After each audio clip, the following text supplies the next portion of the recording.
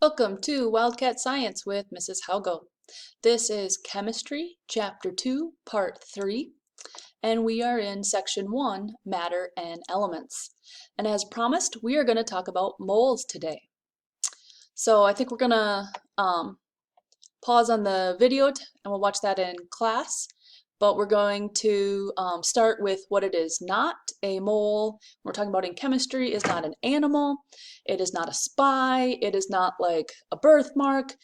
And it's not mole sauce. So what is it? A mole is a counting number.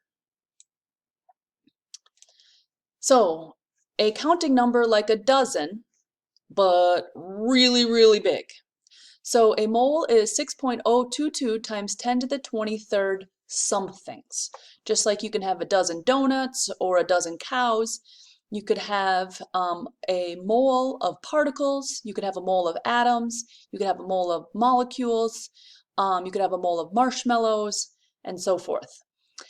So a mole is such a big counting number that we only use it for things in chemistry, like tiny, tiny things like atoms and molecules. If you remember from Chapter 1 video that a mole of water molecules is a couple swallows of water, whereas a mole of marshmallows would cover the earth many miles deep. So a mole of any element has 6.022 times 10 to the 23rd atoms. So if I have a mole of helium, I have 6.022 times 10 to the 23rd atoms. If I have a mole of gold, I have 6.022 times 10 to the 23rd atoms.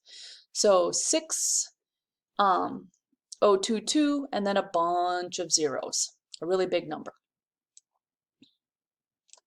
This number, 6.022 times 10 to the 23rd, is also known as Avogadro's number. If you notice, you have been writing this. I'm hoping to burn this number in your brain. You do need to memorize this number.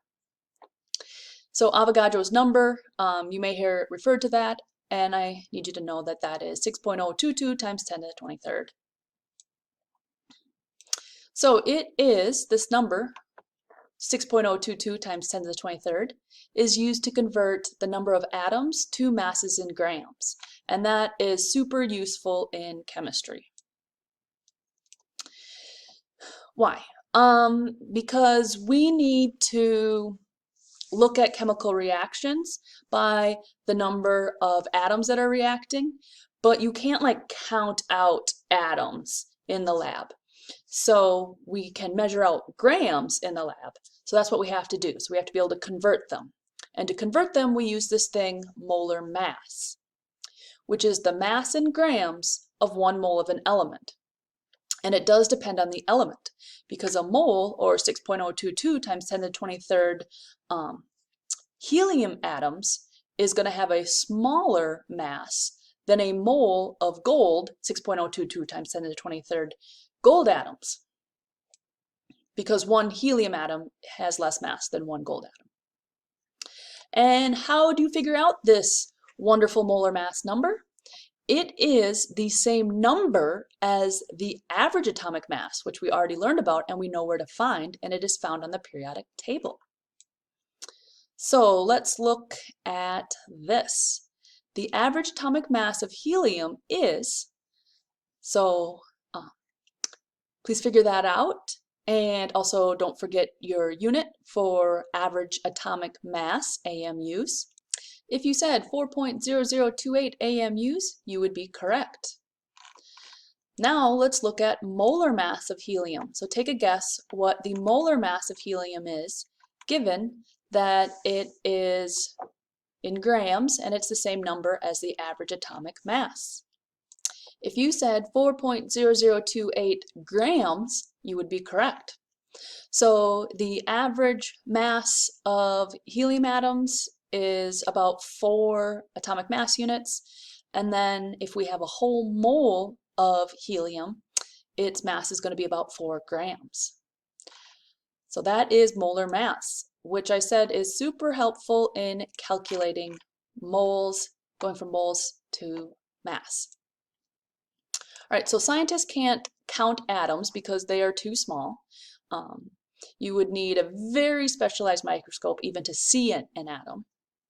In a lab, you can't measure out a mole directly because you can't just count 6.022 times 10 to the 23rd atoms because you can't see them, and also it would take you your entire lifetime to count that high. But you can measure out mass, so we need to convert moles to mass so we can measure out the substance we need.